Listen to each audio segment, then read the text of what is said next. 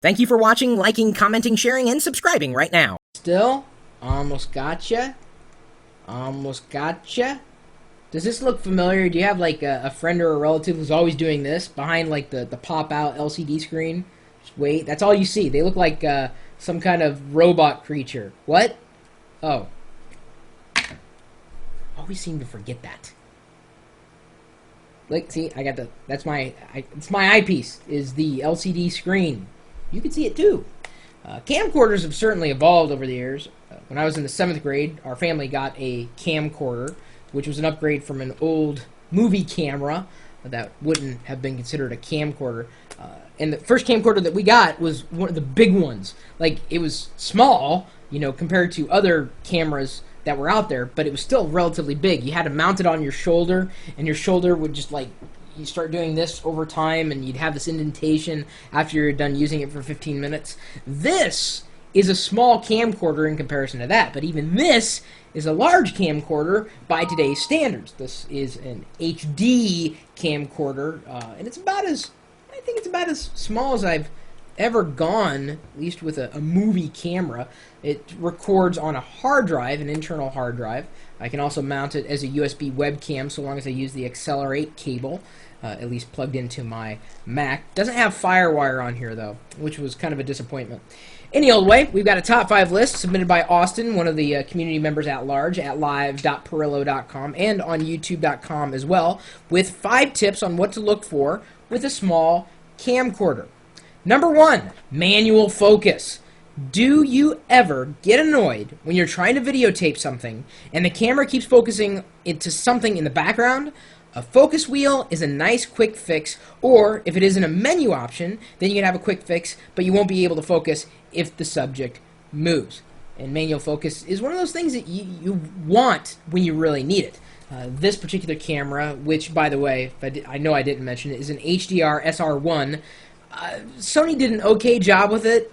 It's not the best video camera in the world, but it does okay. I certainly probably paid more than I needed to pay for it when it first came out.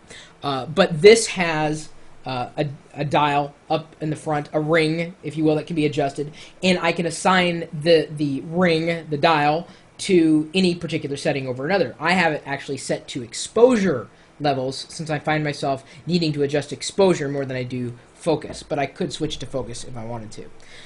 Number 2, low light conditions. Get tired of having to have perfect light to see things you want to make a quick video of at night? A night shot plus or another low light system is nice. I personally like the Sony Night Shot, plus it has a professional look. It uses infrared technology. I've used Night Shot on this thing before, and yes, it does work rather well. You get this nice green glow, because that's the whole night vision thing. In fact, the whole iPod/Zune video that we shot and that has over 4 million views on YouTube now was shot with this digital camera, this digital video camera, digital camcorder handycam in night shot mode. Number 3, battery. I've noticed some videos that the description is always, sorry, the battery went dead. I find that lithium batteries hold a long charge. Well, that's true, well, at least compared to NiCads.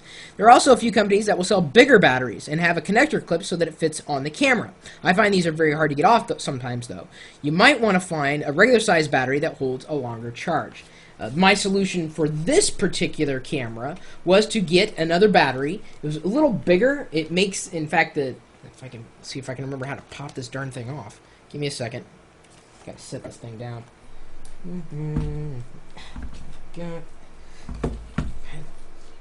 Oh yeah, it's a little switch. Every camera's different.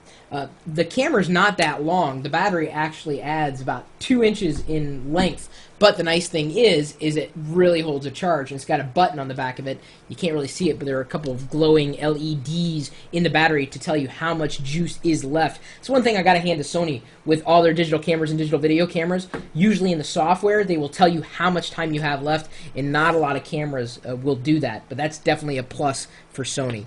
Not that I'm, a huge Sony fan by any stretch of the imagination. Number 4, if you have a tripod, get it. If you don't, get one.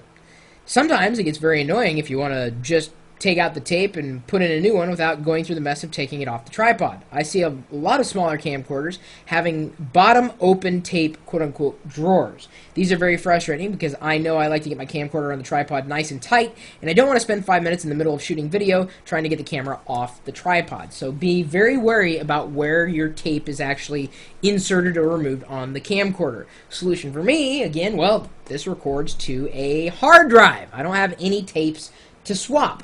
Moreover, I always keep the tripod mount screwed into the bottom. I use Quantaray tripods, which are okay. They're not the best quality, but they're certainly cheap. And so I can interchange the tripod mounts and have them ready with any digital camera that I may have at my beck and call if I happen to be carrying it around. Number 5, the last thing, FireWire or USB. I got my camcorder and hope to start importing right then. But what? There was no USB or FireWire cable included? If you get this, I might suggest reading what comes with the camcorder so you don't get caught in this mess. Of course, the chances of you not having a FireWire or some kind of USB cable lying around these days is kind of between slim and none, unless you don't really have a lot of devices around. This camera, as I said before, didn't have FireWire, which was a little concerning to me at first. I wasn't able to mount it as a webcam until I got the Accelerate cable, which of course I just recently highlighted in a video showing you how you could mount one of these kinds of cameras without FireWire as a USB webcam to use on YouTube or on live streams. Speaking of live streams, you know we're streaming this video live right now. That's how we're doing it. Yeah, I love answering questions in the video and all that, blah, blah, blah, blah, blah, but it only happens because I've got this live interactive audience sitting right here with me, virtually. They're underneath me, kind of, underneath the laptop down there. So if I ask them, do you have a camcorder? And if you have a camcorder, tell me which camcorder you have, either the brand or the model name or the model number. And then they will respond in a couple seconds because, of course, since I'm streaming this video live, there's a couple seconds lag. Right now, there are about 300 or so people in the chat room interacting. Panasonic, a cheap one. Nope, just a digital camera. Of course, video, Pentax. List goes on and on and on. We love giving product recommendations. Sometimes we do product reviews, although not that often. Usually, we just kind of shoot from the hip. We're regular old people, regular consumers. I'm just a geek. I love technology. Are you a geek? Are you not a geek? Do you have a top 5 list, whether it's related to technology or not? Send one in. My email address is chris@pirillo.com, and of course, you're also welcome to join me in the chat room. You can be one of these people over here. I don't know what color your name will be. Stop by and find out, I guess. And of course, you guys, in order to come by the chat room, you got to, open up your web browser and come there. Are you ready to do it now, or have you gone there already? Just tell me you've gone there at least once, just in your life. Just go there once. Then you can say you've gone there, and then I'll, stop bugging you about it and everything. Well, if you want to come by and say hello, we're open 24 hours a day, streaming live video out on the internet 7 days a week at live.pirillo.com. We'll see you later.